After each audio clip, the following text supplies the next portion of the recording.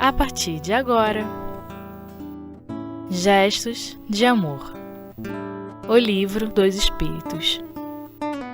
Influência oculta dos Espíritos nos nossos pensamentos e nas nossas ações. Segunda parte. Com Maristela Santos. Olá, companheiros. Hoje vamos dar prosseguimento ao estudo do Livro dos Espíritos, no capítulo da influência oculta dos espíritos nos nossos pensamentos e ações. Continuando a questão, falaremos sobre a questão 465, quando Kardec pergunta à espiritualidade qual a finalidade dos espíritos imperfeitos quando nos induzem ao mal. Bem, nesse momento, os espíritos respondem que é para que soframos como eles sofrem. Mas, refletindo um pouco, nós temos que lembrar que os espíritos são seres humanos desencarnados.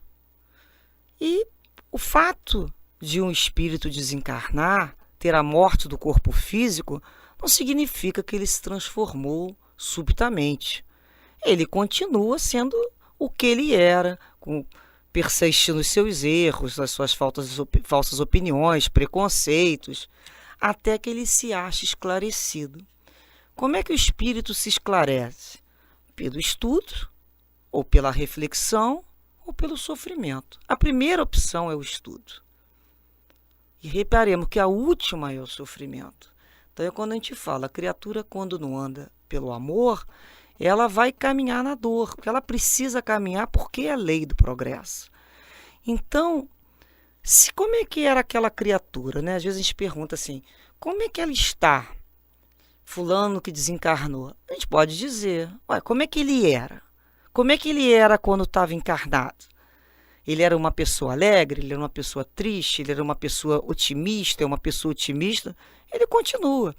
Mas a gente tem que lembrar que esses espíritos imperfeitos, eles possuem o que a gente chama de angústia moral muito grande, porque eles não conseguem mais realizar, desfrutar das coisas que eles gostavam. Então, de uma certa maneira, eles ficam infelizes e têm inveja mesmo e se aproximam da gente para que a gente sofra da mesma maneira. E se perguntar assim, o nosso sofrimento ameniza o sofrimento deles? Não. Mas é como aquele aluno, que é um desleixado, ele ainda é irresponsável na sala de aula e que procura influenciar os estudantes para que fiquem com ele lá na brincadeira, para ele não se sentir sozinho.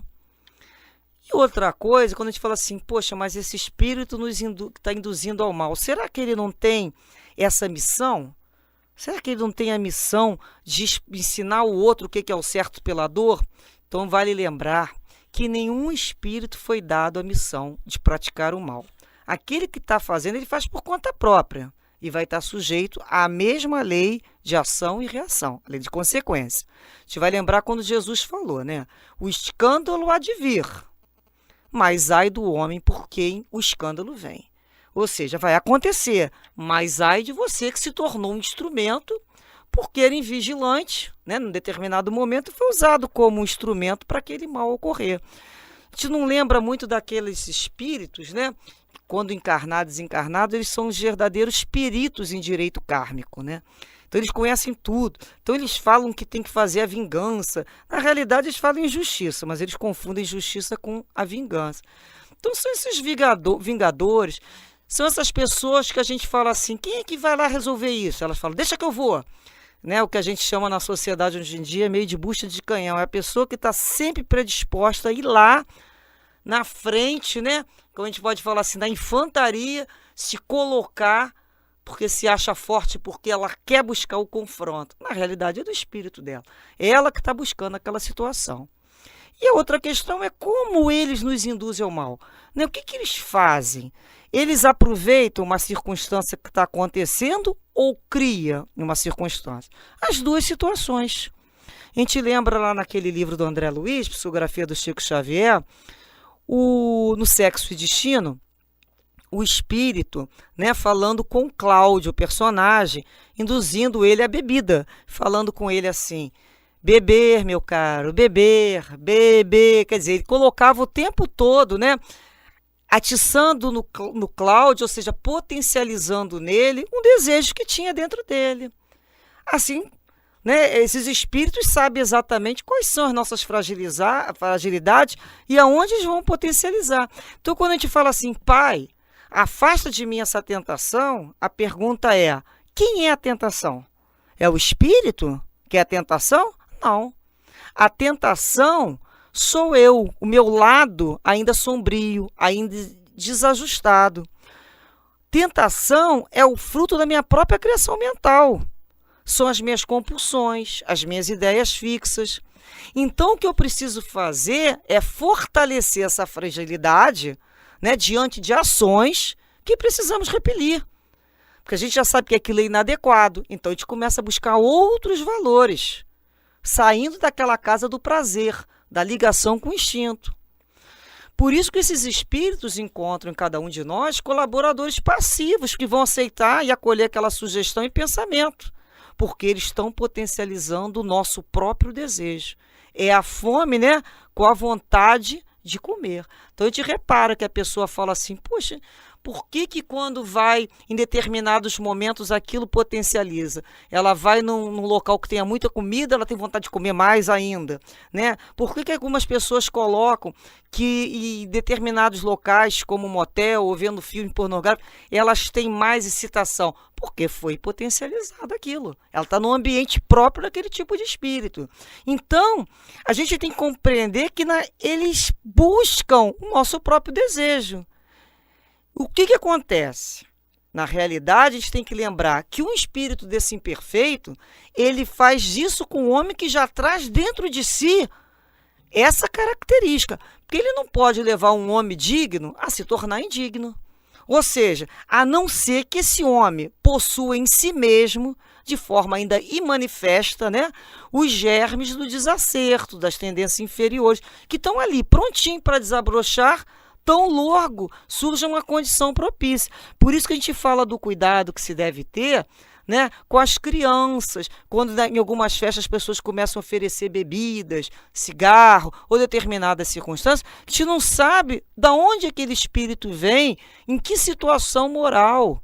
Então, às vezes, ele está com aquilo dentro dele, pronto, né, estado latente, pronto para desabrochar. Então não foi nenhum espírito, ele já trazia aquilo e era uma reencarnação atual para ele aprender a ter resistência, aprender a se manter independente das influências. Então isso que a gente vê, eles costumam nos induzir ao mal e criar situações para que a gente perceba, falar assim, quando as pessoas falam assim, a oportunidade é que faz o ladrão. Não, é a moral, é o caráter daquele espírito que diante de uma situação percebe que ainda não venceu as suas dificuldades. Companheiros, nesse momento vamos fazer um pequeno intervalo e logo retornamos dar continuidade a esse estudo tão necessário.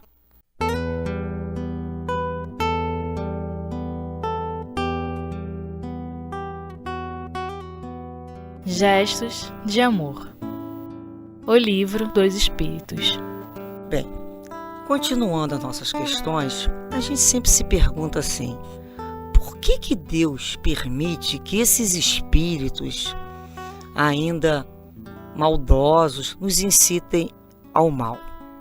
Por que Deus permite? A gente sempre acha que Deus, né, é aquele pai que permite que aconteça isso com o filho querido dele. Primeiramente, a gente tem que lembrar que esses espíritos são instrumentos da lei, que eles vão colocar em prova o quê? A nossa fidelidade ao Pai.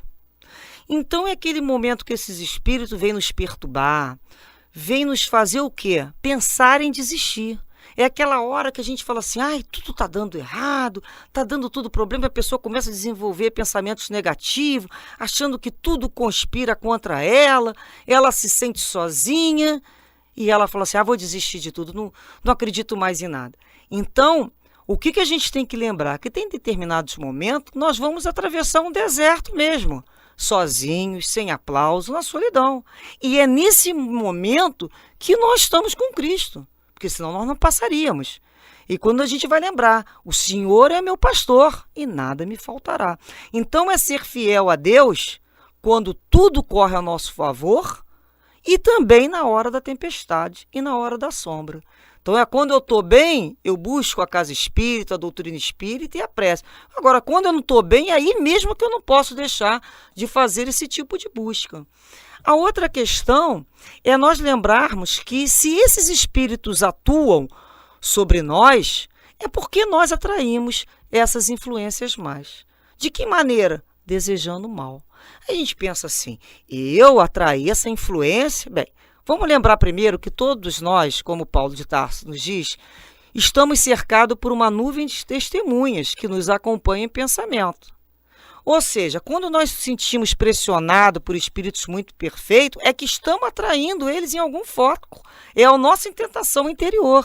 Então, quando a gente fala assim, como é que eu atraí esse espírito? Pela evocação. Às vezes, essa evocação é inconsciente. Ué, como é que eu atraí? Eu não chamei esse espírito para ficar perto de mim, não. Vamos lembrar que a evocação, né, não é preciso que ela se exteriorize por palavras, que se externe ou não. Nós temos a irradiação, é o nosso perfume interior, é o nosso pensamento, é o nosso sentimento. Então, esses espíritos podem dizer assim, olha, você me chamou sim. Você me chamou pelos seus pensamentos, pelas suas emoções. Você pensa como eu penso e sente da forma que eu sinto. Então, eu estou aqui. Então, a gente vai lembrar que nós vamos irradiar, né? Nós não estamos fechados dentro de um corpo, né, isolado. Nós irradiamos o tempo todo os nossos pensamentos, as nossas vibrações. E elas tomam uma forma e se fotografam, né, do nosso éter e o espírito olha ali e consegue ler o que a gente está pensando. A gente tem que recordar que quando a gente está na matéria, a gente consegue fingir, né, os nossos sentimentos, as nossas verdadeiras emoções. Mas o espírito não tem como mentir, porque eu coloco como se fossem verdadeiros outdoor ao meu redor. Ó, eu gosto de paz, o outro gosta de guerra, ó, eu valorizo isso, o outro valoriza aquilo outro. Então são outdoor, são as nossas próprias propagandas. E esses espíritos são atraídos por qual lei? A lei de atração e afinidade. A gente tem sempre que lembrar isso. Portanto, esse espírito foi atraído, são espíritos afins. Afins de quê? São afinidades. Então, a gente vai sempre se sintonizar com aquela maneira de pensar e de sentir. Então, é aquele momento que a gente entra numa discussão com alguém, a gente fica mais tempo do que deveria num lugar como um bar ou local de pessoas já muito desequilibradas. Então, nesse momento, de uma forma imprudente e invigilante, a gente atrai esses espíritos. Porque a gente entra naquela faixa de vibração. E podemos perguntar, essas influências, então, elas só ocorrem quando estamos acordados? Né? Quando a gente está em algum lugar? Não. A influenciação não é somente na vigília, não. Às vezes a gente tem uma sensação de angústia, uma ansiedade que a gente não sabe a causa. A gente fala assim, poxa, eu estou bem de saúde, não aconteceu nada comigo, não tem nenhum problema. Na realidade, aquilo não tem nada a ver com o físico. Mas é o resultado do efeito da comunicação que tivemos com esses espíritos. Inconscientemente, sabe que momento? Durante o momento do sono. Do momento que quem dorme, né, quem descansa é o corpo físico, mas o espírito se emancipa e vai procurar estar junto daqueles do qual ele tem afinidade, do qual ele pensa da mesma maneira. Então, muitas vezes, nós acordamos pela manhã programados. Existe uma série no plano espiritual de técnicos em hipnose. Né? São espíritos que são técnicos mesmo em colocar determinadas programações no invigilante. Então a pessoa acorda como se estivesse programada para cumprir uma sugestão que foi implantada durante o desprendimento, durante o momento do sono. E é aquela hora que a gente fala assim, nossa, hoje eu acordei com má vontade. Então você não sabe como é que você acordou daquela maneira. Por que acordou triste? Por que acordou com raiva? De onde que vem aquela emoção? Foi do momento do sono. Então a gente começa a perceber que tem muita gente, tem muitos espíritos que se valem então desse repouso noturno para sair à caça de emoções, que quando acordado não teria coragem. Aproveita o sono, né, nas horas silenciosas e vai para o plano espiritual. né, se afinizar com quem? Cada um é que sabe com quem está se encontrando no plano espiritual. Por isso a gente vai ver a importância da prece antes de dormir, pedindo a proteção e o encaminhamento quando desdobrarmos para um estudo e para o trabalho no bem. Então, nossos dias nós temos que pedir, olha, me busca aqui quando eu sou fraco. E continuamos, né? A gente quando começa a pensar assim, como é que a gente faz então para repelir e neutralizar essa influência dos maus espíritos? Não tem jeito? Fica só eles podem? De maneira nenhuma. A gente tem que lembrar que os nossos pensamentos, o nosso ser mental, ele sempre vai repercutir no nosso perispírito. Então, o nosso perispírito, ele é uma fonte fluídica permanente, irradiando nossos pensamentos. É o que a gente chama, né, um bocão de sandália, ele é fofoqueiro. Ele irradia, bota tudo para fora que a gente está pensando. O pensamento vai se refletir no nosso envoltório ali do perispírito, como um espelho fotografado. É por isso, né, que os espíritos nos leem o mais secreto movimento da alma. Eles sabem tudo, porque é como se fosse um livro que a gente irradia, é como se ele contasse para todo mundo no além o que ocorre dentro da gente. Então a gente pensa assim, se esses pensamentos estão se exteriorizando por palavra ou por irradiação, ele vai sempre atrair vibrações similares, ou palavras, ou sensações, ou sentimentos, ele está atraindo. Se o perispírito é uma fonte fluídica e os fluidos são neutros, e eles passam a ter a qualidade das minhas emoções, dos meus pensamentos, o que eu tenho que fazer? E são justamente essas qualidades que estão sendo ponto de atração. O que eu tenho que fazer? Se eu não estou me agradando, eu tenho que modificar a qualidade daquele fluido. Então, se eu quero modificar a companhia espiritual, eu preciso purificar a fonte com qualidades que sejam repulsoras dessa influência. Então, a gente pensa assim, eu tenho que pensar bem, eu tenho que pensar positivamente, eu tenho que estudar, eu tenho que confiar em Deus, tenho que confiar em mim, na minha vontade de dizer assim, eu não quero mais retroceder nessa decisão. Esse tipo de amizade espiritual, de companhia, não me interessa mais. Então, não adianta, né? É quando a gente fala assim, poxa, na casa espírita as pessoas chegam, dá para tirar, tem um espírito perto de mim me atrapalhando, né? Será que esse espírito está me deixando assim, exaurido? Não tem como tirar esse espírito de perto de mim, né? Tem esse espírito que ele não é bom. A gente não tem que tirar o espírito nenhum. A casa espírita não vai tirar espírito. Ele vai ficar ali mesmo. Nós é que temos que estudar e evangelizar juntos. Nós é que vamos juntos ver e aprender a viver no mundo de Deus. Nós temos que nos evangelizar, tanto os encarnados quanto os desencarnados. E quantos pediram, né, aos benfeitores para se verem livres daquela influência espiritual? E foi dado para aquela criatura, quando chega na casa espírita, um programa de reeducação moral, tanto para o encarnado como para o desencarnado. Então a casa espírita oferece o estudo, a água, o passe, o trabalho voluntário, a leitura, enfim. E a criatura não quer. O que ela diz? Né? Que ela começou a sentir um tédio, ela começou a sentir a vida dela muito monótona. O que vai acontecer? Ela vai buscar outras companhias espirituais. E quem às vezes ficou na casa? Aquele espírito que era dito como perturbado. Ele está lá e ficou trabalhando. E a criatura foi embora. Então, por isso que Jesus conta na passagem de Mateus. Quando um espírito imundo sai de um homem, passa por lugares áridos procurando descanso. Como não encontra, diz, voltarei para a casa de onde saí. Chegando, encontra a casa desocupada, varrida em ordem. Então vai e traz consigo outros 7 espíritos piores do que ele, e entrando passam a viver ali. E ao final, aquele homem torna-se pior do que o primeiro momento. Então reparemos. Então todas essas expressões a casa espírita nos oferece. Durante o socorro espiritual, a casa espírita fala para aquele espírito, meu querido, aceita ficar conosco, vem estudar, vem trabalhar, vem conhecer uma nova possibilidade de vida para que você cresça. A oportunidade foi dada para todos nós. Agora, o problema de sintonia corre por nossa conta individual. Portanto, companheiros, tenhamos sempre em mente a nossa responsabilidade em todos os momentos. quer seja acordado, quer seja dormindo. Que fortaleçamos a nossa vontade e possamos pedir a Deus: Pai, me dê força para me afastar de todas essas situações que nada me levam ao progresso.